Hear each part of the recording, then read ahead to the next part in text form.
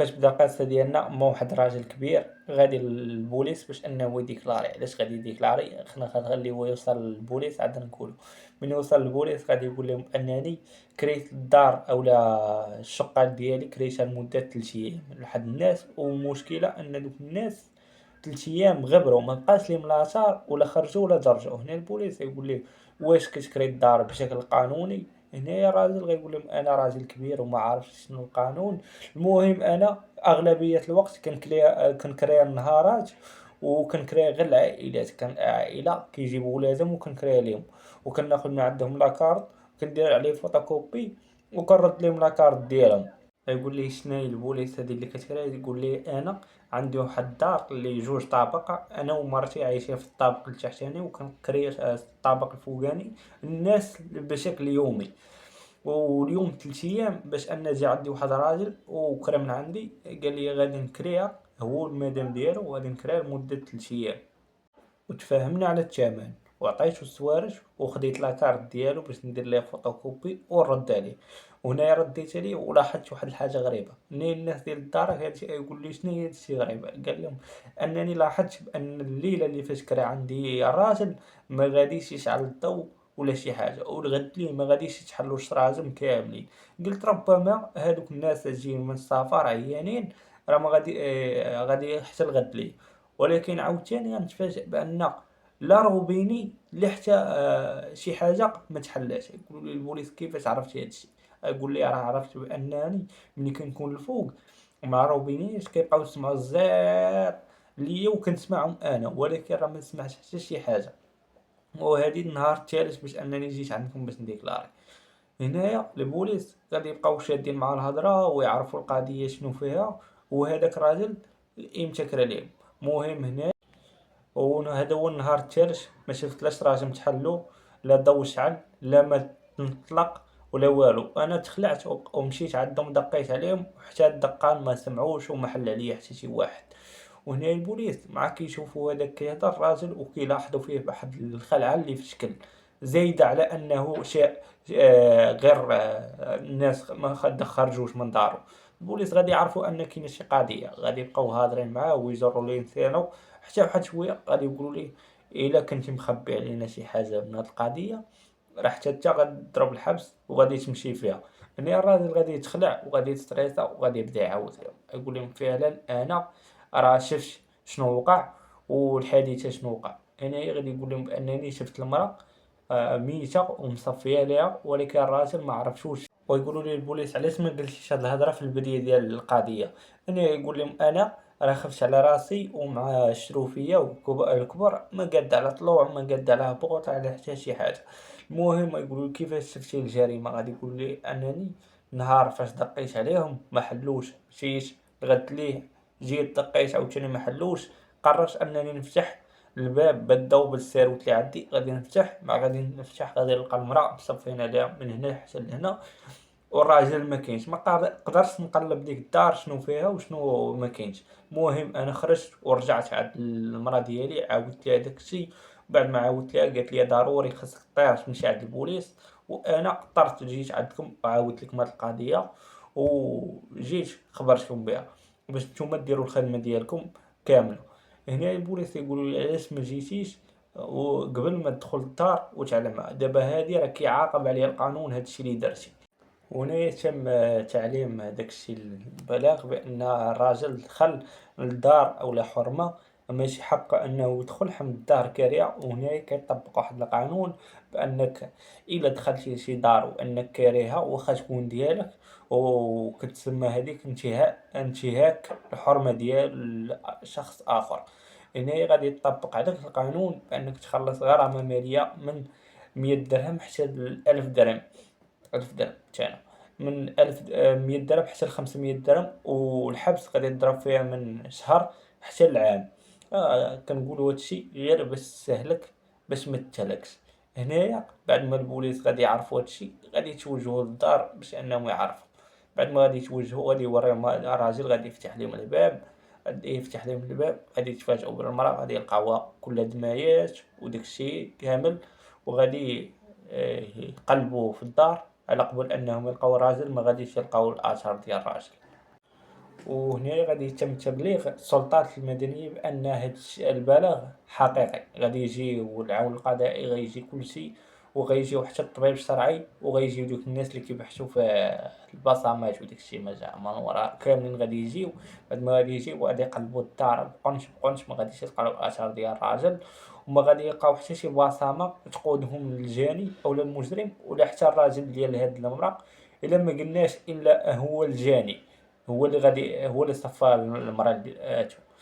هنايا غادي يقلبوا حتى الدم ديال المرا، ما غادي يلقاو حتى شي بصمة، غادي يرجعوا يحقوا مع الراجل الكبير علاش دخلتي للدار وعلاش درتي هادشي اللي ما كانش عليك دير. هنايا الراجل يقول لي راه ماشي كنت انا غرضي انني نشوف هادشي ولا شي حاجه، ولا كنت ننتهك، كنت غير باغي نتاكد بان داري خاويه، قدروا هما مشاو وداو معاهم السوارات ولا نساو.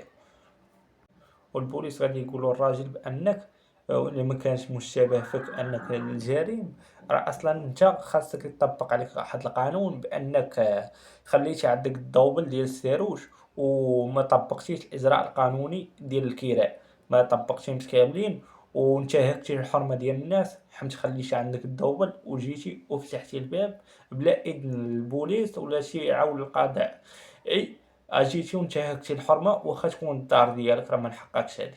هنا البوليس غادي يسولوا على الولاد ديالك فين هما، واش عايشين معاك، يقول لهم الراجل ولادي كاملين، شي مزوج شي مطلق، ولكن بعاد عليا، كيجيو مره كيجيو يشوفوني انا والمراه ديالي وكيعاودوا يرجعوا لديورهم.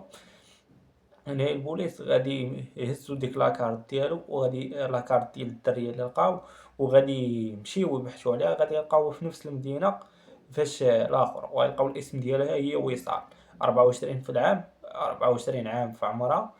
وغادي يمشيو لداك العنوان، وغادي يمشيو عند الام ديالها، غيدقوا عليها وغتخرج الام، وغادي يقولوا لها شوفي هاد البنت واش بنتك، هنايا غتقول لهم بنتي الله يرحمها، هذه بنتي بوصال الله يرحمها. وهنايا الام غادي تخرج وغادي تفاجئ، البوليس غيقول لها مالك، واش بنتك عارفه ميته ولا شي حاجه، يقولوا لي راه بنتي راه ميته، هذه 3 سنين باش ماتت.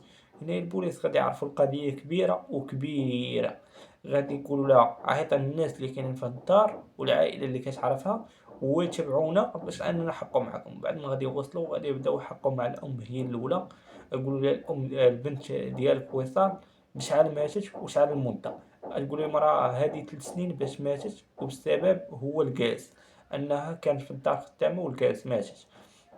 هنا البوليس بعد ما غادي يسمعوا هاد الاخبار غادي يمشيو عند الراجل باش انهم يحقوا معاه.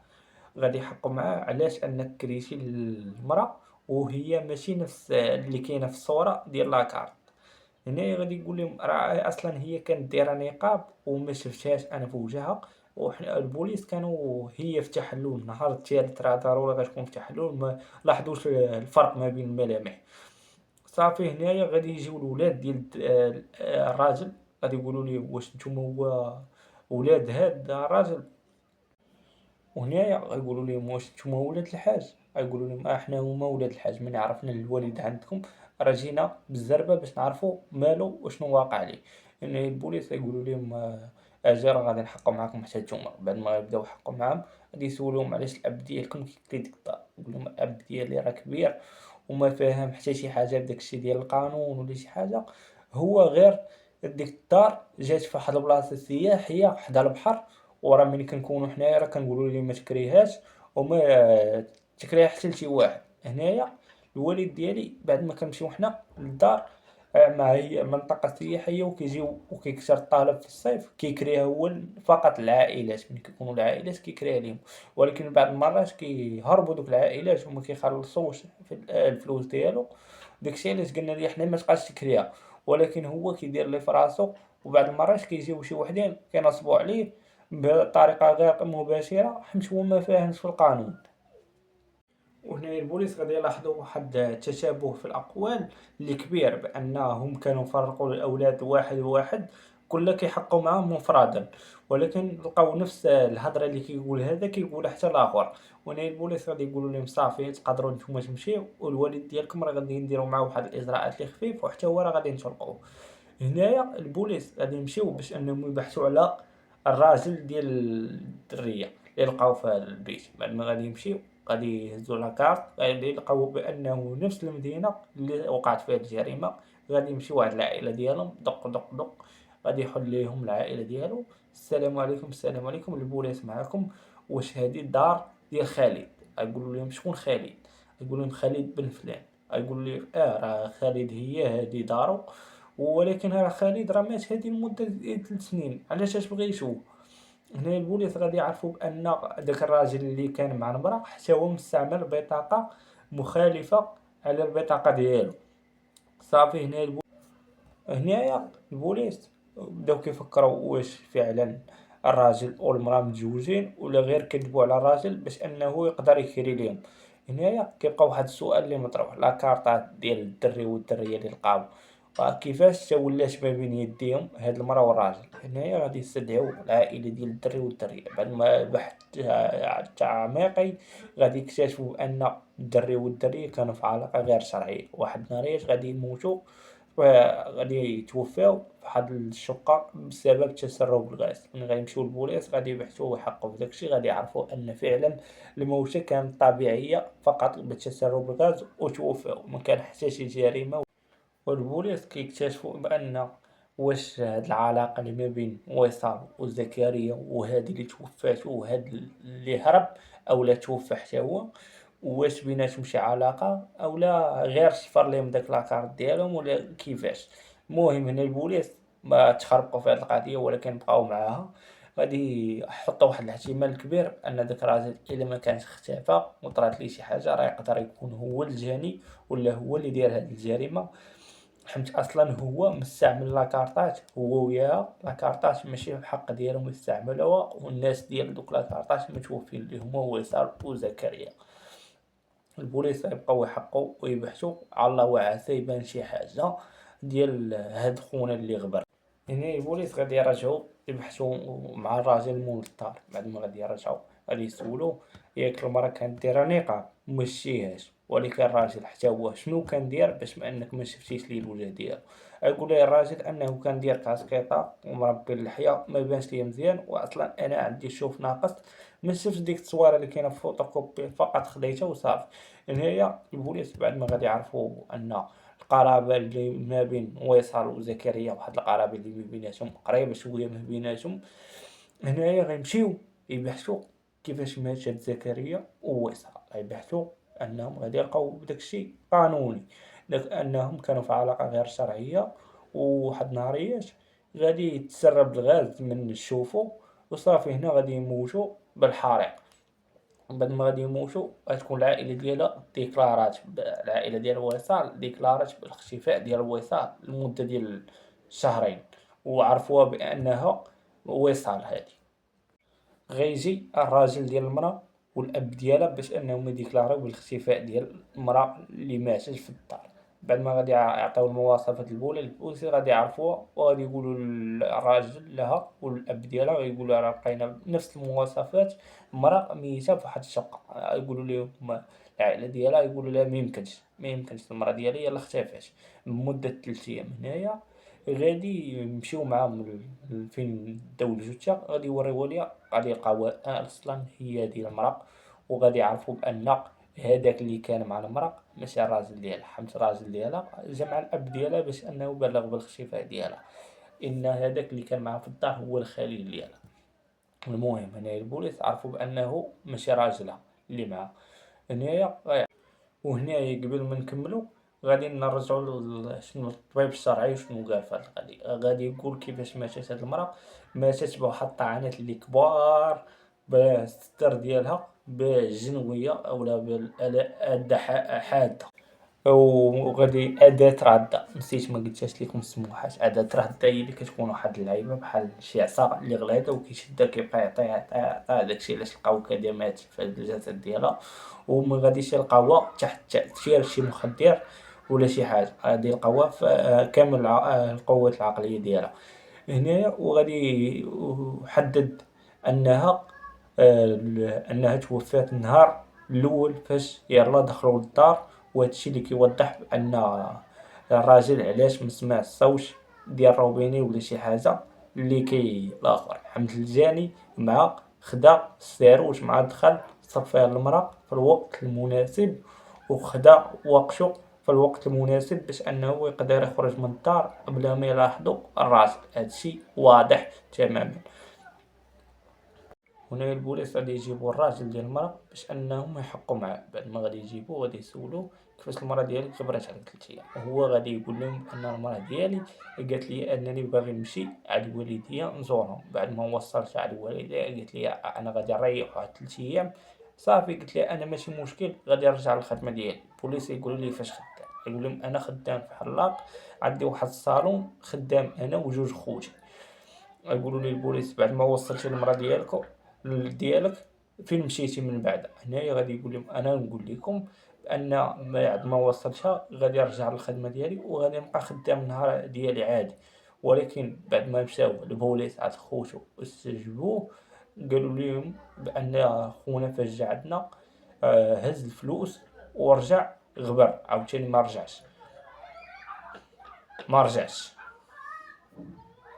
رجعش. وهنا يا خوتي كي تخربق الماور الراجل كيفاش قال لهم هكا وكيفاش القضيه. وهنا الزوج بعد ما بدا كيكذب ويدخل في الهضره ويخرج، البوليس غادي يستنتجو انه هو يقدر هو اللي صفى المراه ديالو بعد ما اكتشف بانه كتخونو.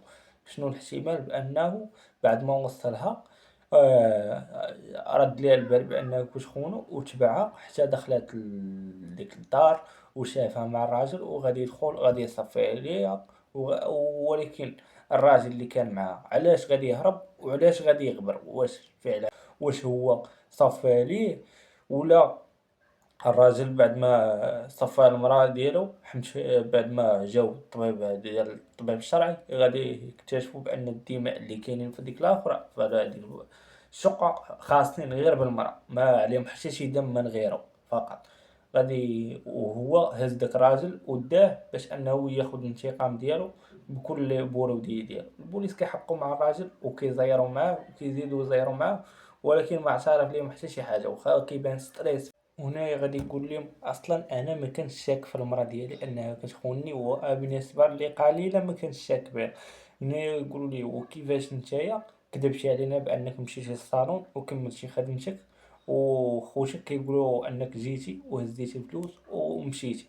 انا غيقول لهم انا غادي نعترف لكم واحد الاعتراف اللي شويه مغاير على الجريمه. يقول لهم انا الله يعفو عليا مبلي بالشراب.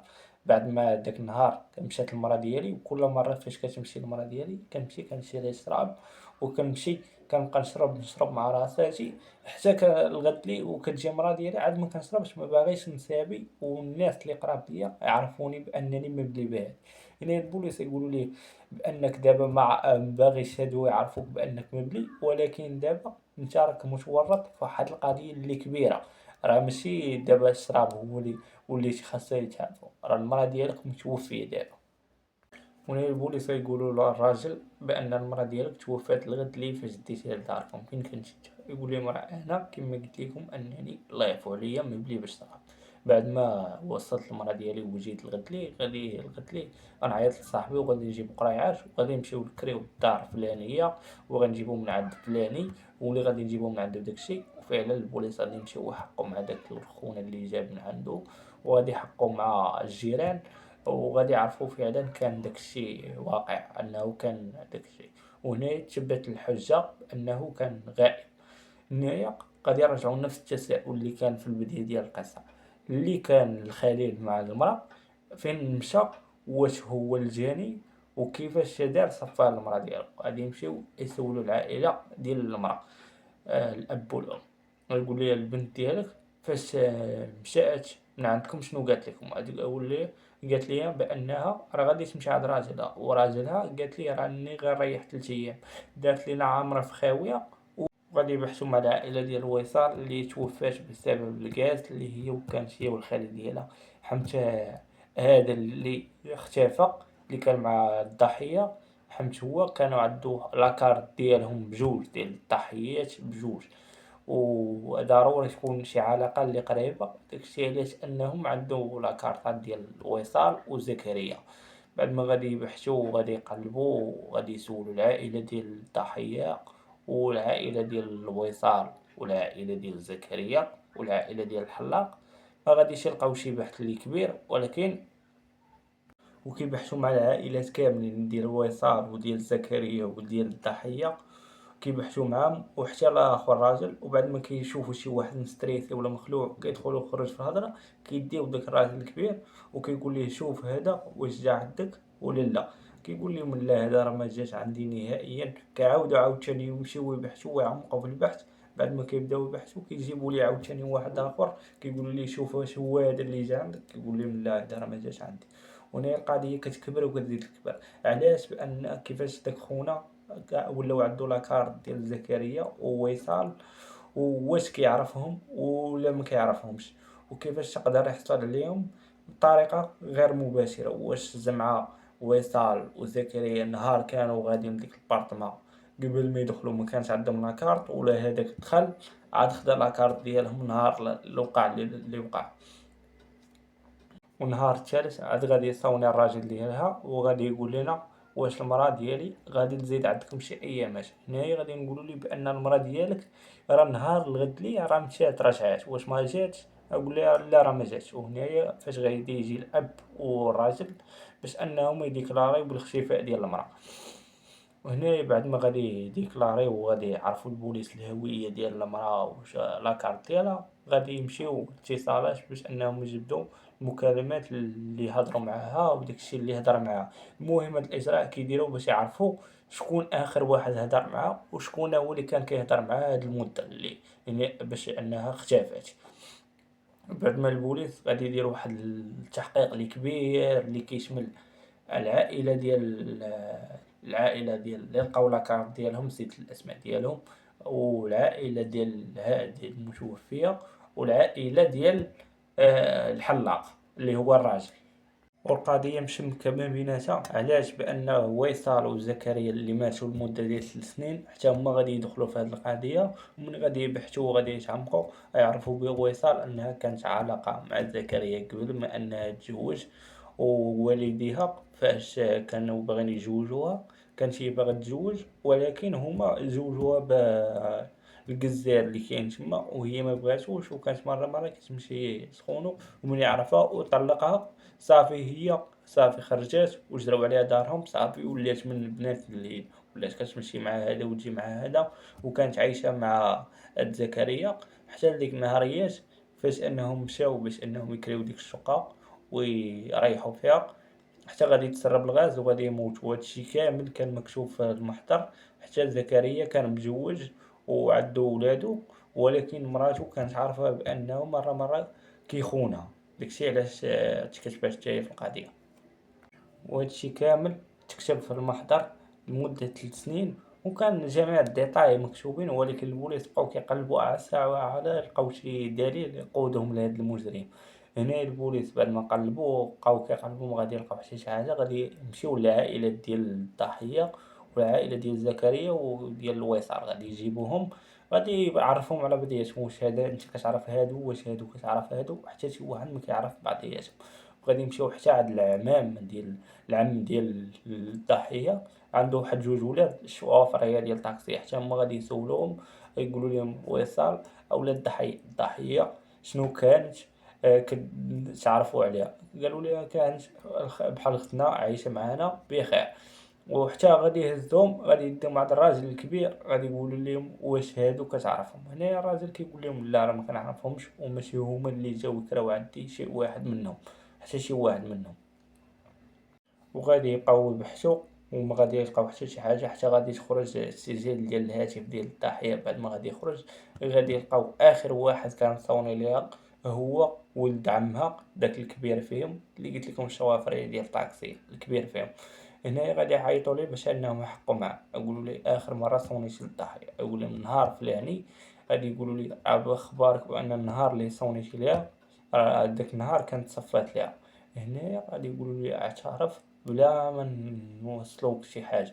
غادي يقول لهم انا راه ما داير حتى شي حاجه وماشي بالضروره انني اخر واحد صونيت ليها غنكون انا اللي صفيت عليها، حيت اصلا حنا كنا عزازين على بعضياتنا وكنت كل مره كنبقى نصوني ليها ونسول فيها. هنا البوليس يقول لهم واش عندكم عليا شي دليل، ياك مشيتو عند الراجل وديتوني انا وخوتي، والراجل قال لكم ماشي انا اللي جيت عند. وغادي يخرج السجل ديال الهواتف ديال زكريا وديال وصال، غادي يهزو السجل ديال زكريا ووصال، غادي يلقاو اخر واحد اللي صونات زكريا اللي هي وصال. هنا بعد ما غادي يبحثوا في السجل ديال وصال غادي يلقاو اخر واحد هو الشيفور ديال الطاكس. تقولوا هو اللي دارها، هو اللي صفى لبنت عمو. لا ماشي هو اللي صفى لبنت عمو. بعد ما غادي يهزو ديك النمرة ديال الشيفور ديال الطاكسي غادي يلقاوها ديال واحد راجل كبير، إذا قديم في الحرفة، هذا مازال جديد. ما غادي يجيبوه غادي يلقاو عندو فعلا نفس النمرة باقا محتفظ عليها من زمان. غادي يحققو معاه يقولوا ليه واش كتعرف النمرة ديال هادي فلانية، غادي يقول لهم راه هادي ويصال راه كنعرفها كنت كنوصلها. يقول لهم اذا عارف القصه ديالها وشنو طرا ليها، يقول لهم راه عارفها نهار كانت توفات هي وزكريا وشنو طرا ليهم. هنايا يقولوا ليه واش انت النهار اللي فاش وقعت الحادثه انت اللي وصلتيهم، يقول لهم لا ماشي انا اللي وصلتهم.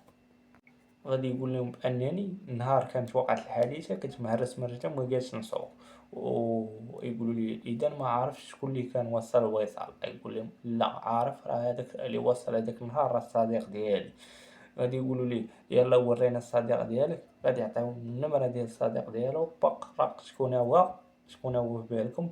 هو ولد عم الضحية. بعد ما غادي يمشيو غادي يواجههم ما بين السيفور القديم وولد عم الضحية، يقول لهم فعلا هذا هو صاحبي اللي وصل ويصال. هنا البوليس عندهم أدلة اللي كافيين من اتجاه ولد عم خالد ولد عم الضحية. غادي يبقاو يحققوا معاه ويزيروا معاه، ولكن هو كينكر واخا البوليس عارفين الدليل عنده. هنايا غادي يبقاو يسولو على لاكارت من شي وكيفاش تدرتي ليه. وهنايا البوليس بعد ما غادي يبقاو يبحثوا ويقلبوا ليه في التليفون ديالو شنو غادي يلقاو بانه قبل ما توقع الضحيه قبل ما تموت كان كيصور راسو، كياخد تصاور راسو بانه كان عنده واحد الشعر اللي كثيف وكانت عنده اللحيه، كان شعرو مطراسي ومحسن ومقادو وحتى اللحيه مطراسي ومقاده. ولكن نهار فاش سولو خوتو العيبات باش كيفاش تحسن، غادي يقولوا لهم نهار فاش توفات الغدلي غادي تضرب الزيرو صليع غادي يولي صلع. هنايا صافي بعد ما غادي يوريو هادشي الادله وغادي يوريو داكشي كامل، وهادي راه حتى هي كتوري للبوليس بانه هو الجاني. هنايا غيمشيو يديو عاوتاني عند الراجل المول اللي كرا ليهم، غادي يسولوه واش هذا هو اللي جا عند الكرا، يقول لهم لا ماشي هو راه قلت لكم ماشي هو. ولكن غادي يجبدو التليفون وغادي يعطيو التصويره، يقول لي شوف اش هو هذا. غادي يكون اول نهار اولا اول لحظه غادي ياخذ الوقت ديالو باش انه يقول لهم واش هو ولا لا. وغادي يقول لهم راه هو هذا، ولكن فاش كان جا عندي راه كان ضارب فوقيا وضارب طاقيه ومضاضر. وهنايا ملي غادي يثبتوا عليه الأدلة يقول لهم صافي ملي ثبتوا لي الأدلة وكل شيء صافي أنا نعترف لكم بأنني أنا اللي صفيت عليها. غيقولوا لي الطريقة، ويقول لي بلاتي عاود لينا من الإيطاب باش قضيتي ليكارت من عند زكريا ووصال حتى كيفاش صفيتي على الضحية. هنايا غادي يبدا يقول لهم بأنني نهار كان الضحية غدا عند الخليل ديالها ولا ما عرفت ليها، صاحبي كان مهرس وما قادش انه يسوق، عيط ليا وقال لي راه واحد الدريه راه غادي توصلك، غادي توصلها لحد الفلانيه وراه غادي توصلها طريق كورسا. هنايا مشيت انا هزيت الكورسا ديت انا هي والصديق ديالها ولا ما عرفت. المهم هو بعد ما غادي ينزلوا مع بعضياتهم وكل واحد غادي يجيب لي الساك ديالو وغادي يقول لي هاكا هاد الساك وراه غادي ندبر عليك ما توريش الاخر، وكل واحد جاب لي الساك بوحدو. هنايا انا عجبت بقيت كنقلب لقيت سميات الاسماء ديالهم. وهنايا غادي يستنتجوا البوليس بان الضحيه اللي ماتوا بسبب تسرب الغاز انهم ما كانش بيناتهم شي علاقه اللي وديده ولا شي حاجه، حيت كل واحد خلى فلوس عاد الشيفور باش انهم يقضيو ويرجعوا بحال هكا.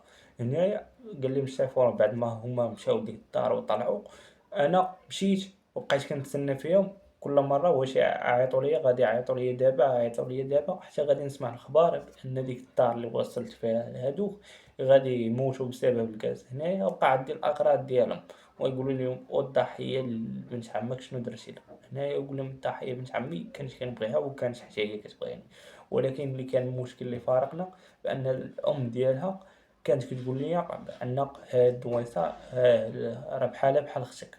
والمفاجأة أنها قالت لي راه هي مرادعة مع خوك الصغير، وخوك الصغير راك تعتبر أن ها أختك، وأنا حقدت. هنايا أنا قررت ندير، وهنايا غادي يجيبوا الأم ديال الضحية وغادي يعاودوا يسولوها واش فعلا هاد الهضرة كاينة. غادي تقول لهم راه كاينة. وهنايا غادي يرجعوا حقهم معاه، يقولوا لي بأنني ملي قالت لي هاديك الهضرة مشيت وكمّلتها في قلبي وبقيت حاقد وصافي. حتى لواحد المدة غادي يجي واحد الحلاق وغادي يخطبها، دوز واحد المدة اللي قليلة غادي يتزوجوا وغادي يجيو غادي يسكنوا حدانا. يعني بعد ما غادي يجيو يسكنوا حدانا، أنا كنت كل مرة كنشوفها وغادي مع الحلاق، حتى لواحد النهاريات ما قدرتش نسكتها بقلبي ومشيت صارحتها. والمفاجأة أنها حتى هي قالت لي نفس الهضرة. هنا بعد ما صافي ولينا كنتلاقاو مع بعضياتنا، ولينا كل مرة وافيين.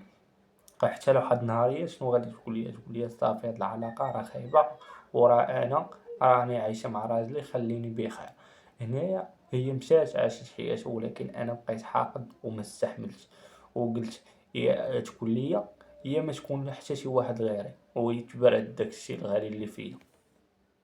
هنا البوليس يقولوا لي فين هي الأداة ديال الجريمة اللي درتي بهاد الجريمة. يقول لهم راه عندي في الدار مخبأة. هنا فعلا ملي غادي يجيبوا ديك الأداة ديال الجريمة غيلقاوها مغسولة ومنظفة، ولكن غادي يلقاو أن فيها واحد البقع صغيورين بالدماء ديال الضحية. هنايا غادي يمشيو باش أنهم يحكموا على هاد ولد عمها. بعد ما غادي يحكموا عليه صافي هو اعترف بديك الاعترافات كاملين، غادي يحكموا عليه بالإعدام. بعد الإعدام ما كيتنفذش عندنا في المغرب، وغادي يوقفوا بحال اللي غادي يضرب الحبس المؤبد في الحبس، غادي يبقى حتى غادي يتوفى عاد يقدروا يخرجوا. هنايا كنستنتجوا بأن خونا كان مريض عقليا، حيت ملي كان كيعترف كان كيقول لهم أنني راه ضروري كان عليها تموت باش أنني نقدر نعيش أنا. كون ماتت أنا راه غتعيش هي، ولا كون ماتت هي راه عشت أنا دابا بخير. وهنا غتكون سالت القصة ديالنا، وإن شاء الله.